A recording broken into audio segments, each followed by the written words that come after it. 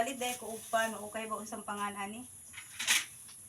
Nya, nagkabuk ko ato sa bilyaba daray.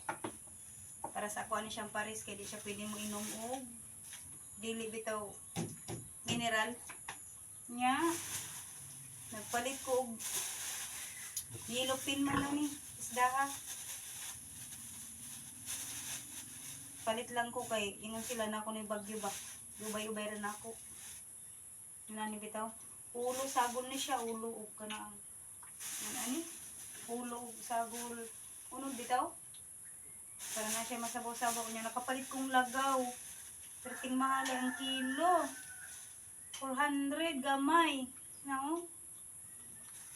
Pero kay mora man jud ang ano kay wa ko laing nakitaan bitaw dito ana.